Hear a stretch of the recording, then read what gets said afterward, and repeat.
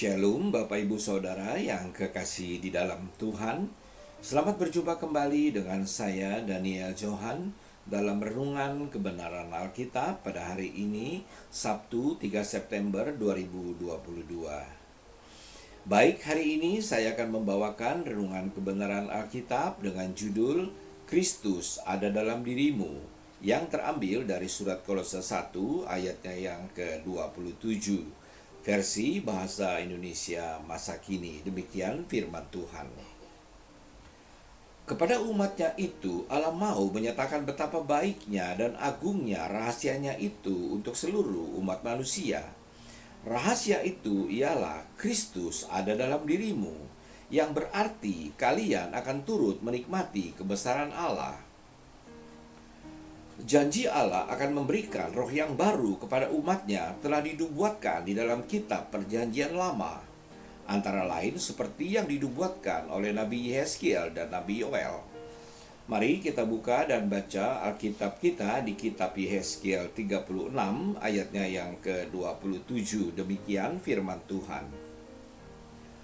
Rohku akan kuberikan diam di dalam batinmu, dan aku akan membuat kamu hidup menurut segala ketetapanku dan tetap berpegang pada peraturan-peraturanku dan melakukannya.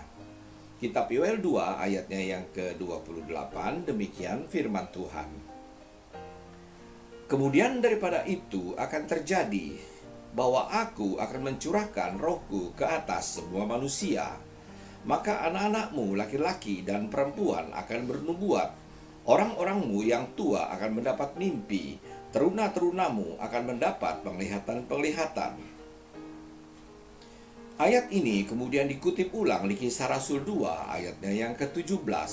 Saat Rasul Petrus berkhotbah di hadapan orang Yahudi dan semua orang yang tinggal di Yerusalem pada perayaan Hari Pentakosta.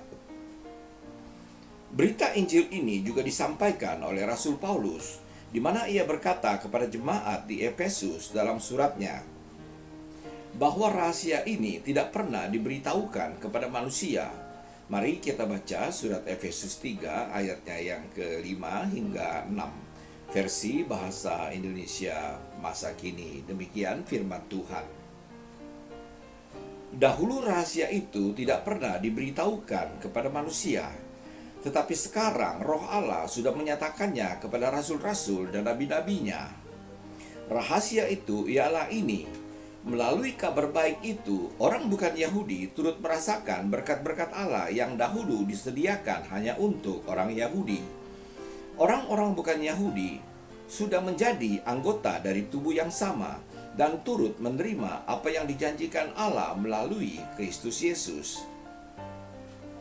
Demikian pula berita tentang rahasia Allah itu disampaikan Rasul Paulus kepada jemaat di Kolose. Kita baca surat Kolose 1 ayatnya yang ke-25 hingga 26, versi bahasa Indonesia masa kini. Demikian firman Tuhan. Allah menyuruh saya menjadi pelayan jemaatnya untuk kepentinganmu. Saya harus menyampaikan berita dari Allah seluruhnya, yaitu berita yang selama berabad-abad yang lalu dirahasiakan oleh Allah kepada semua orang, tetapi sekarang dinyatakan kepada umatnya. Nah, apa itu yang dijanjikan oleh Allah, di mana orang bukan Yahudi pun dapat menerimanya? Mari kita buka dan baca Alkitab kita di surat Galatia 3 ayatnya yang ke-14, versi bahasa Indonesia masa kini. Demikian firman Tuhan. Kristus melakukan begitu supaya berkat yang dijanjikan Allah kepada Abraham diberikan juga kepada orang-orang bukan Yahudi. Dengan demikian, kita pun yang percaya kepada Allah dapat menerima roh yang dijanjikan oleh Allah itu. Rasul Yohanes menulis perkataan Yesus tentang dirinya yang bersatu dengan orang percaya. Mari kita baca Alkitab kita di Yohanes 14 ayatnya yang ke-17. Versi bahasa Indonesia masa kini. Demikian firman Tuhan. Dia itu roh Allah yang akan menyatakan kebenaran tentang Allah.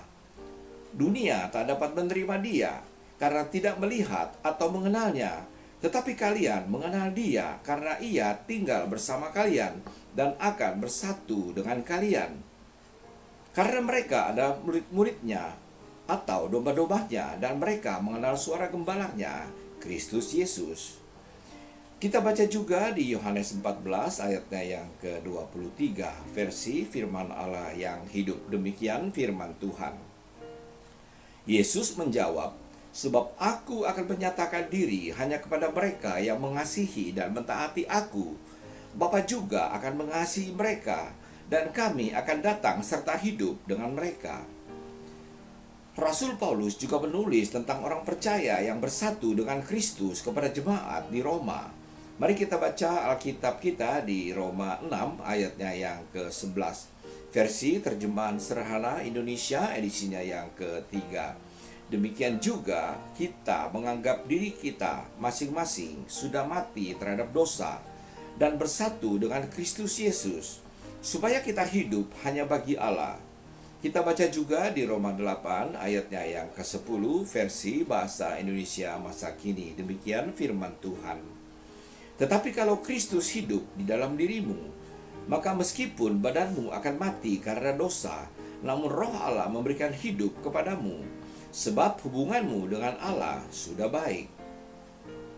Di kitab para rasul ditulis Roh Kudus itu sesungguhnya adalah Roh Yesus. Mari kita baca Alkitab kita di Kisah Rasul 16 ayatnya yang ke-6 hingga 7. Demikian firman Tuhan. Mereka melintasi tanah Frigia dan tanah Galatia, karena Roh Kudus mencegah mereka untuk memberitakan Injil di Asia.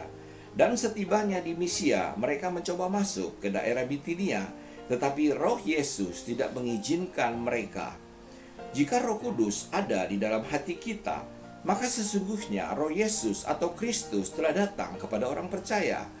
Bagaimana mungkin Dia ada di dalam hati kita jika Dia belum datang? Sebagai penutup, mari saya mengajak Bapak Ibu Saudara yang kekasih di dalam Tuhan untuk membaca Alkitab kita di surat Roma 8 ayatnya yang ke-9. Demikian firman Tuhan. Tetapi kamu tidak hidup dalam daging, melainkan dalam roh. Jika memang Roh Allah diam di dalam kamu, tetapi jika orang tidak memiliki Roh Kristus, ia bukan milik Kristus. Sebagai renungan kita pada hari ini, percayakah engkau bahwa Kristus ada dalam dirimu? Kita baca Alkitab kita di surat 2 Korintus 13 ayatnya yang ke-5. Versi terjemahan sederhana Indonesia edisinya yang ketiga. Demikian firman Tuhan. Ujilah diri kalian masing-masing dengan teliti. Periksalah dirimu sendiri, apakah kamu sungguh-sungguh percaya kepada Kristus atau tidak? Apakah kamu yakin bahwa Kristus Yesus bersatu denganmu? Jangan sampai kamu jatuh dalam ujian ini. Demikianlah renungan kita pada hari ini. Sampai jumpa lagi di renungan kebenaran Alkitab pada Sabtu yang akan datang. Tuhan Yesus memberkati. Amin.